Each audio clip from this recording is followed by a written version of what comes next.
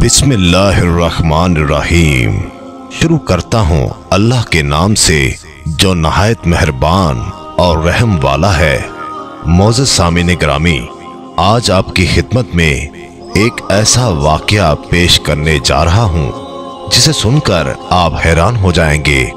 मौलाना अब्दुल सत्तार खान न्याज़ी फरमाते हैं कि मैं एक दिन इलामा इकबाल रहमतुल्लाह अलैह के हादिम से मिला। मैंने कहा कि इलामा साहब की कोई ऐसी बात जिंदगी में देखी हो तो बताओ।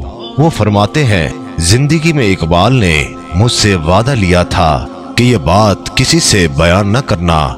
अब चूंकि फौत हो चुके हैं इसलिए बयान कर रहा हूँ। बात ये थी कि मैं रात को सोया हुआ था, 2 बजे का वक्त होगा, रात का पिछला पहर था कि इलामा साहब ने मुझे जगाया और कहने लगे कि मेरे खास मेहमान आए हैं, जाओ और उनके लिए लस्सी लेकर आओ। वो कहते हैं, मैं आंखें मलता हुआ उठा और हैरान हुआ कि इस वक्त लस्सी कहाँ से मिलेगी और मेहमान कौन आया है। उस वक्त अंदर कमरे में बुजुर्ग बैठे थे। कमरा जगमगा रहा था, चेहरे पर नूर की बारिश हो रही थी।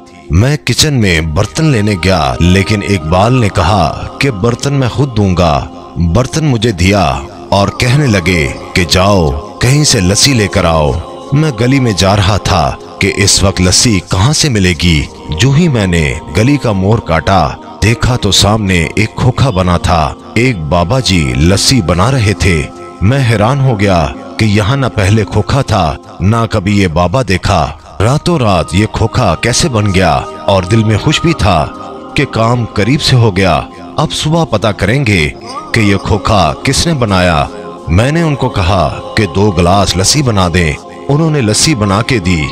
मैंने उन बुजुर्गों से कहा कि कितने पैसे हैं, तो मुस्कुराकर फरमाने लगे, इकबाल से हमारा मामला चलता रहता है। मैं बड़ा हैरान हुआ कि ये इकबाल को भी जानते हैं, मगर मैं इन्हें नहीं जानता। खैर, मैं लस्सी ले आया। इकबाल ने बर्तन पकड़ा और कहने लगे, बैठो, और लस्सी अपने कमरे में ले गए। लस्सी मेहमान को पेश की।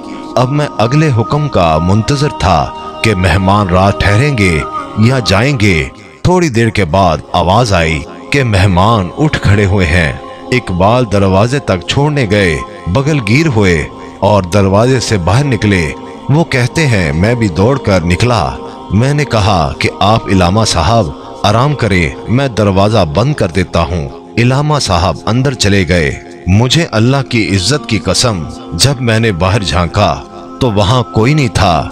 मैं गली के कोने में उनके पीछे पहुंचा तो हैरत में इजाफा हो गया कि ना वो खोखा था और ना वो बाबा था। मेहमान भी गायब, खोखे वाला भी गायब। मैं पलटकर वापस आया और इकबाल से पूछा कि बताओ कि ये मेहमान और खोखे वाले कौन थे। इकबाल ने कहा कि एक शर्त पे बताता हूँ कि मेरी जिंदगी में राज फाश नहीं करोगे। इकबाल ने कहा, सुन, मेरे दोस्त जो आए थे वो गरीब नवाज थे और खोखे वाले दाता अली हजवेरी थे।